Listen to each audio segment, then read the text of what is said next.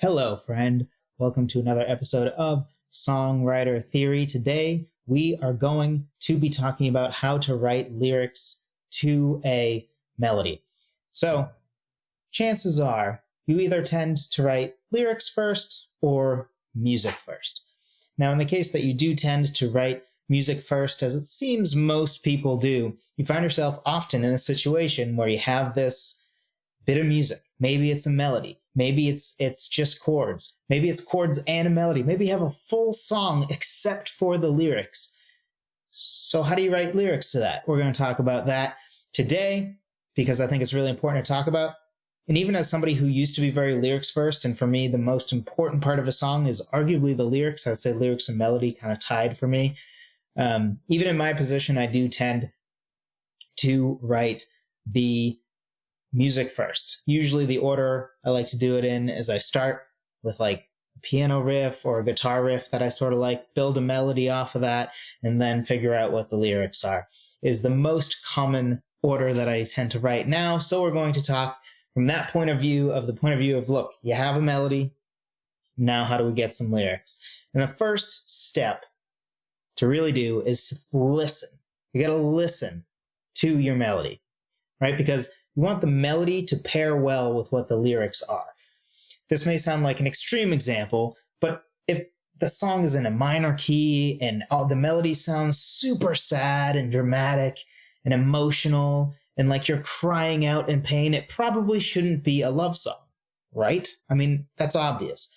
But even more than that, it's important to really dive into what the actual emotion is. And I'm not talking just happy versus sad, right? Those are very shallow, surface level emotions, right? Almost like if there's a spectrum of feelings, happy is one end, sad is the other end.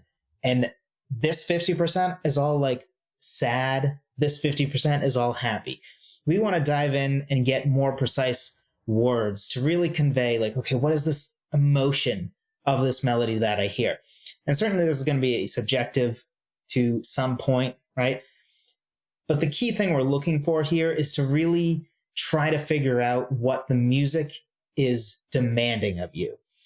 So the first thing to do is, whether you're playing that or maybe you have it recorded and you're listening to it over and over, to really just listen and figure out what these core emotions are. Maybe a whole story comes to your mind, which is totally fine. That's actually the even better next step, right? If we can figure out the exact emotions and we can figure out sort of the story of this melody, the story of this music we have so far, that's even better. But just start. You're not allowed to use words like happy, sad, heartbreak, right? Those are all very vague. We can dive deeper into all of those words. So for example, if you go to thesaurus.com, which by the way, thesaurus.com is an amazing tool for songwriters. I would say rhymezone.com and thesaurus.com are two of the best online tools I use for songwriting. Rhymezone to figure out some rhymes if you are choosing to rhyme for a song, and then Thesaurus for getting better words, or what I like to call more precise words. So to talk a little bit about precise words as it relates to writing lyrics for the melody that you have, we have to dive into more precise emotions than happy, sad, and things like that, right? So even if you just on thesaurus.com put in sad, you'll get some synonyms like bitter, dismal, melancholy, mournful, pessimistic, somber, sorry, wistful, dejected, hurting, distressed, forlorn, gloomy, pensive, morose. And almost all of those words have totally different connotations, right? And they all generally fall under the sad, right? But wistful, for example, is very, very different than dismal, right? Dismal sort of has this defeated attitude, right? Like dismal is when there's no hope. There's no light at the end of the tunnel. You just, you're lying in a pit and you see no way out, right? That's dismal. Whereas wistful is sort of like you're in a pensive, you're sort of sad now, but you're longing for a past that you used to have, right? And maybe that past, like seeing how good it used to be or remembering memories of a lost loved one, gives you hope for the future, right? So the connotation difference between a word like, dismal, and a word like wistful is massive, right? It's sort of like going to the example of heartbreak, right? Heartbreak is very general, right? There's so many stages of heartbreak, right? And there's so many complex mixes of emotions that you can feel, right? One day you might just be downright miserable, right? You might be dismal, right? You might feel dismal about it, or mournful, right? But mournful and dismal have, even though they're a little more similar, right? But mournful has that necessary component of loss. Dismal just really is the lack of hope. And again, these are small but profound differences. And as a songwriter, just as sort of a general songwriting note, these are the sort of things that you really want to get in the habit of diving into. Because this type of thing, right, that like, okay, sad, not a great word. Let's dive deeper. What type of sad? Is really the attitude you should take towards your lyrics as well, which I talk about in my free guide on the 6-step process to writing incredible lyrics. Link will be in the description below, but that covers the 6 steps I go from like song idea to totally completed lyric, includes my my iterative songwriting process, or iterative lyric editing process to be more precise, and talks about some of the things to do with like getting these really, really precise words to really bring your lyric to the next level. So if you're interested in that, we're not going to talk about that today, but you can pick up that guide for free in the description. But for today, we're trying to find some of these words, some of these more precise words to convey the emotion of whatever melody we have, right? And so on the happy side, right, we have contented, cheerful, ecstatic, glad, joyful, merry, peaceful, thrilled, chipper, gleeful. Maybe that meant to say gleeful. I'm not sure what gleeful is. That seems wrong. But jolly, tickled, blissful, gratified, right? And again, there's so many different connotations. Gratified, for example, has a feeling of like you were given something and you feel grateful for it. Whereas ecstatic is like a certain level of high, sort of, right? Like, for example, if you meet your musical idol, right? Whoever your favorite songwriter is, your favorite band or artist, whatever, you meet them in that moment, probably your emotion is something like ecstatic, right? And you're just on this high, like, I can't believe I met this person who wrote all my favorite songs, right? But the emotion, say, of joy or happiness that you feel when, you walk into your house at night and there's, your wife of 10 years and you love and appreciate her and you're really happy like that and grateful for what you have, right? That might be more like contented, right? You're probably not ecstatic about that because it's not necessarily a high. It's just a deeper, less fleeting thing, which ecstatic tends to probably be a fleeting high, right? And contented is more of a state of being. So I know we're diving deep into like words, right? But this is sort of what you have to do to figure out, okay, what is this melody demanding of me? So I have an example. Let's take, nope, that's not it. We'll come back to this. My Google Drive is out of sync here. All right. So, for example, let's say the emotion you decide on is wistful with a touch of bitterness and mourning. So those are 3 different words under sadness, right? Wistful, and then touch of bitterness and mourning. So now the next step is to figure out, okay, what stories sort of convey that emotion? What states of being convey that emotion, right? So your melody sounds like that. So now it's time to find the story that we're going to tell that fits that emotion that you already have from your melody. So the first thing that comes to my mind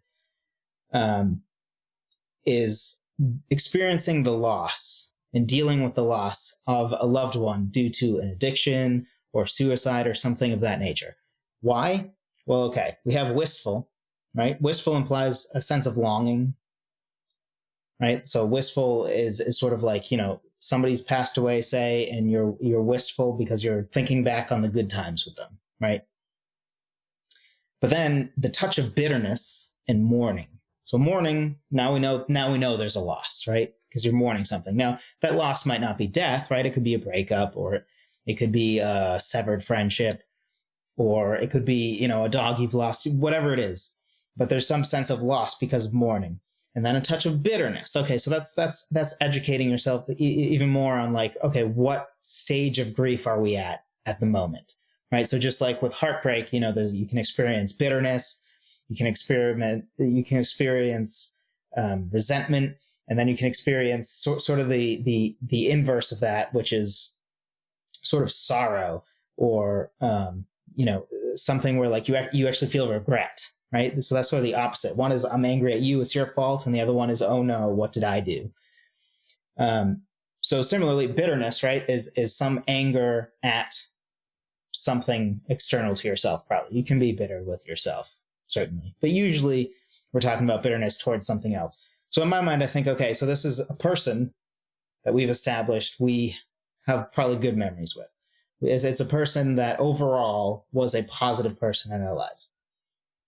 They're gone in some capacity, but we also have some bitterness over it. So first thing that comes to my mind is somebody who like died of addiction. So the example that I laid out in the blog post on this was, say, a wife who has now lost a husband and father to their kids due to alcohol abuse, right? So she probably is wistful for the good times with him, right? He was her husband. So naturally she would miss him in the good parts of him. I assume there were good parts of him. That's why she married him, right? And then there's mourning, right? Because he's gone, and now she's at the funeral with her children, or whatever your story is. That part doesn't matter yet. But there's mourning with that as well, obviously, loss of a husband. But then the bitterness, right? So this is where it gets tricky, right? Because there's different sides of bitterness. You can be bitter towards the alcohol, sort of like blaming the addiction, but you also. And this is a common thing to feel, right? When it's sort of this, like, you kind of blame the person, right? Even if it was some sort of sickness or disease, right?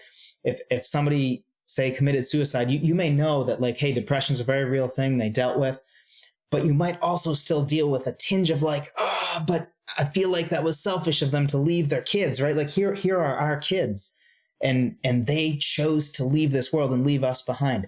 Now, regardless of how accurate that is, or right, like, that's not the point. The point is, what is this person feeling?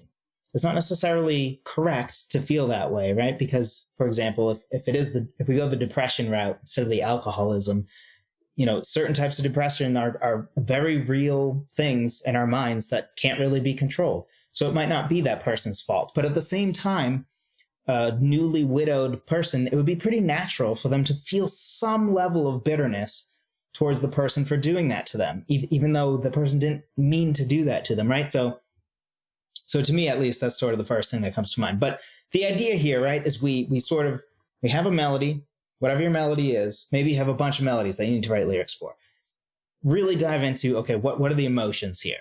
Not sad and happy. Let's dive deeper. And in this case, right, I had not one, but three just sad words, right? They're all technically synonyms with sad, but they're all different angles, right?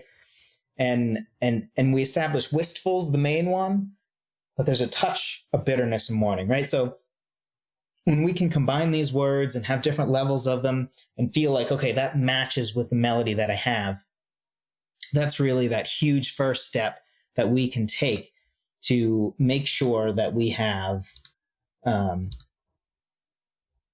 make sure that we are on the right track for the lyrics we're writing to our melody. Second step, figure out the natural phrases of your melody. So let's take this melody. This is a melody that I've been working on, wrote recently. It's for a song that has an active title, or working title, I should say, of The Wanderer. It has a certain piano riff that I wrote, and then eventually I came up with a melody over it. And now I have the theme, The Wanderer, and starting to workshop some lyrics based off of the piano riff combined with the melody, which isn't really important. What's important here is that we find the natural phrases. So here is the melody.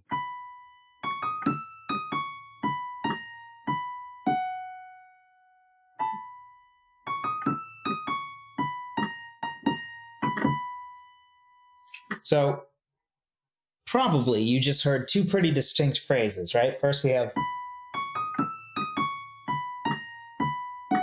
call and then answer.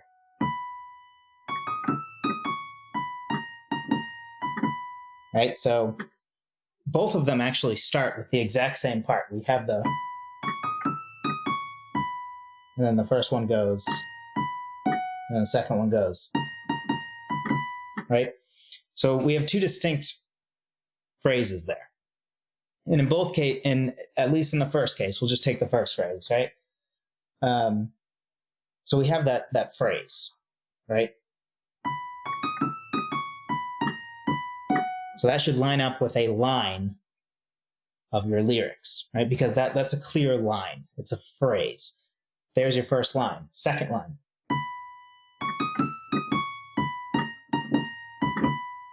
Second line, right? So now from there, we can break down, okay, so here are our lines, call and answer.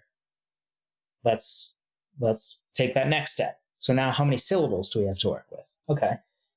So this, to full disclosure, I'm pretty sure this is not a note that will be sung. I just hold this to like as a placeholder, but I think it's just going to start with these grace notes. Right, so we have 1, 2, 3, 4, 5, 6, 7, 8, 9. Right? So we have 9 different notes, if you will. And those are going to line up with the syllables, right? We need to figure out the syllable count. I obviously can't have a 15 syllable line for something that has 9 notes, right? Now you can certainly sort of budget a little bit more or less with certain tricks. Like, so for example, of course the melody can adjust slightly. Now it should still be very much in the vicinity of that melody that I've played a bunch of times now. But you know, you can add a couple notes. So for example, if we go back to including that B, instead of that, we could do, right? So I sort of snuck in a second note there. Or, you know, there's a bunch of different ways that you can sort of tweak it just a little bit, right? You take a longer note and make it actually 2 notes, or something of that nature where we can sort of workshop it to add an extra syllable maybe, or take away an extra syllable. Or, you know, there are some words that we commonly can sort of make musically 2 syllables or more syllables than the word actually is, right? So there's a difference between no and no-o, right? Like no and no-o, right? Like, but that's a common thing to do in music, right? Where we take a word and we can sort of inflate, if you will, how many syllables it is. Now, here's the thing.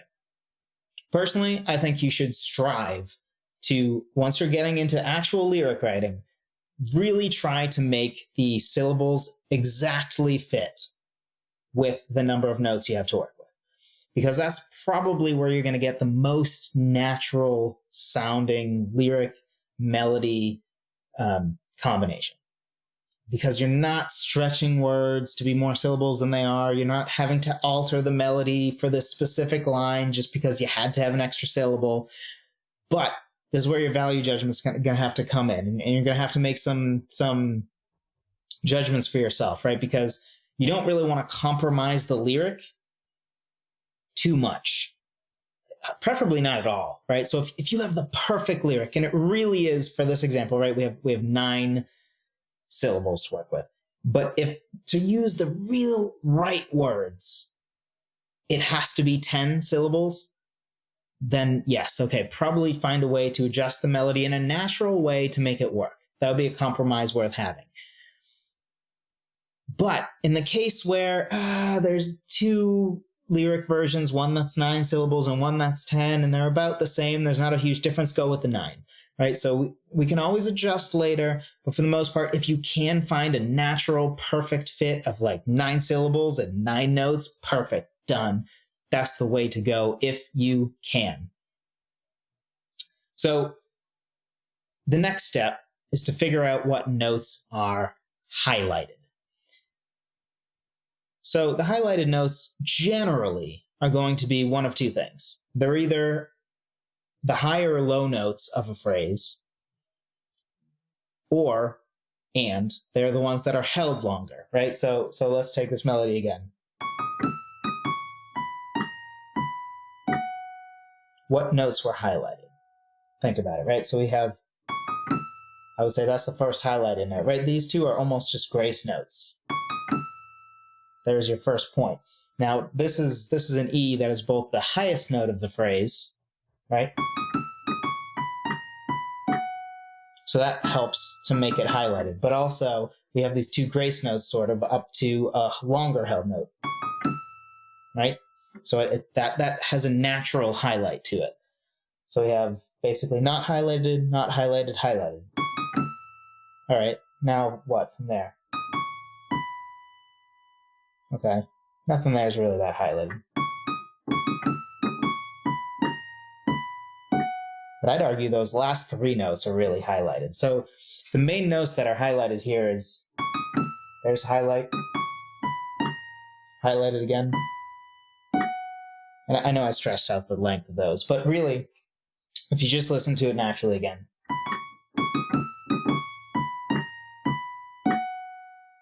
Right? So the reason that those, I'd say 4 notes are really the main highlights is this one's the high note, right? And it's held for a little longer compared to the notes around it, right? But then from here, again, all of those notes are held a little longer than the notes around them. So we have sort of grace, grace, and then a held note. And then those are all, again, fairly quick notes. Then all of are held for a little bit longer. And then this last note is the lowest note of the phrase, right? So we went as high as E, and then the low note of the phrase, which again gets highlighted because they're sort of on the extremes, right? They're not actual extreme notes, but they are the highest and lowest note that you have in that melodic phrase. So those are naturally going to tend to be the notes that are highlighted. Now, depending on how your melody's written, that might change. And I have some, I'll dig them up and put the links in the description, but I have a blog post that is all about, and a podcast if you want to check that out instead. I think it's called like Lyrics and Rhythm or something. But it sort of breaks down all the different things that work together to highlight a note as important or to sort of make it less so. And there's a bunch of factors there, like, is it on the downbeat? How long the note is held? You know, how well does that note match with the chord that's being played, right? So if the chord being played includes the note that the melody is, and it's held for a long time, and it's a high note, that's like the ultimate, like, this note is highlighted as important. So I break down all that stuff. We don't have time to go over that now, but I'll put that in the description. And if I don't, put a comment down below and tell me. That way I can put it in the description if I forget. But the idea here is to figure out what notes are highlighted because we want the natural rhythm of the lyrics to really match well with what's highlighted in the melody, right? So for example, this may be obvious, but let's just take this part. For this highlighted highest note of the phrase, it's the first note that's held for a little bit longer. We don't want that word to be like the, right? And the reality is, even in the way we speak, which I break this down in a blog post as well. I'll try to remember to put that in the description as well. But we've talked about this before, that there is a natural emphasis on certain words, right? For example, there's a big difference between I'll tell you what to do and I'll tell you what to do, right? The emphasis there is very different. So the first one, I'll tell you what to do, sounds sort of combative, and it highlights the idea of I'm telling you. I'm not telling somebody else, I'm telling you. Whereas the second one, I'm telling you what to do, sort of is like an answer to the question of who's telling me what to do. I'm telling you what to do, right? And both of those are kind of bossy, but then what, right? I'm telling you what to do, right? So somebody might be like, well, where am I getting the pizza? No. I'm telling you what to do. I'm not telling you where to go. The point I'm trying to make is what. Those aren't great examples, but it's the idea that like that's the same sentence, right? But just highlighting different words has totally different meaning. So similarly, in the way we write our lyric, we really want the highlighted notes, which are usually going to be those high note, low note of phrases, and then the notes held longer. We want those to match up with the main words that we want to emphasize, or that are naturally emphasized with the way we would speak the lyrics, right? So again, there's a huge difference between I want you to go and I want you to go and I want you to go, right? Like those are three completely different sentences with three totally different backstories, even though the sentences are the exact same. Even the punctuation is the exact same. There's nothing at all different about those sentences if you wrote them down. But they have radically different meanings when I say them out loud. I want you to go. I want you to go. I want you to go. I want you to go, right? Like literally, I'm just change which words emphasize, and they have totally different meanings and connotations. So understanding in your melody what notes are highlighted helps you to sort of understand, okay, this is where I need to put the important lyrics, right? And some, grace notes can be to the, right? Because nobody cares about those words, to the. It might depend on the context, right? But to the bus, right? The bus is the important part, not the to the. Or maybe it's not, right? Maybe it's to the bus. You're emphasizing not from the bus, to the bus. Again, weird example, but hopefully you're getting my drift here, that being educated about what words are naturally emphasized with the melody helps you to figure out what words are going to be emphasized in your lyric and sort of match those up. So if you know, for example, so now I know the third syllable, whatever that is, that's going to be emphasized.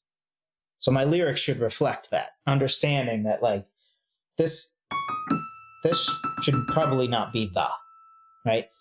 It could be the first syllable of a 2-syllable word. That's important, right? Maybe 3-syllable, right? Because that's sort of all paired together. So maybe a 3-syllable word. But the idea, right, is again, we're diving really deep now into figuring out where the emphases are. And this may sound like a lot to you. And in a way it sort of is, but it really isn't that much work, especially when you consider that probably your verses is just call and answer of the same melody, right? It's not totally written yet, but probably all of my verses are just going to be comprised of this, which is usually how most songs are written, right? Call, answer, call, answer, call, answer. And in a verse and in a chorus, the call and answer are going to be the same over and over again. So it's really just two patterns I need to figure out. And then the next two phrases will be back to, right? And choruses are often the same thing. Now I like to change it up in the chorus and sort of have a call, answer, and now a new part. And hopefully you like to do some, change it up a little bit like that as well. But the idea is there really are not going to be that many different melodic phrases in your music, probably. And it's really worth the effort because it's going to help you really nail down a great lyric that matches perfectly with your music, which is really the goal, right? We don't want, when somebody hears a song, right, we don't want them to know whether we wrote the lyrics first or the music first. And if the music and lyrics, the melody and the lyrics are both awesome and they pair great together, nobody's going to know which one came first. But if you have a really great melody and the lyrics are just severely lacking, then everybody knows you wrote that melody first. And then the lyrics, it feels thrown on, right? Like, write a lyric, it works, right? Which is not what we want. Because a great song really comes from great lyric, great melody matched together. And I personally think that chords and harmony is a lot less important, but it definitely is also important to sort of color the melody, right? Because we've talked about this before, but your melody is very much colored by the harmonies or the chords that are supporting it. So, for example, holding a C note while a C chord is being played, a C major chord, versus a C note while an A minor chord is being played is going to have a very different connotation. Context matters in music, always. Context is everything. But that is a soapbox for another day. So at this point, you now have an idea. Here's the emotion that this melody conveys. Maybe you've even figured out more or less the story that this melody conveys. Then you've figured out the natural phrases of your melody.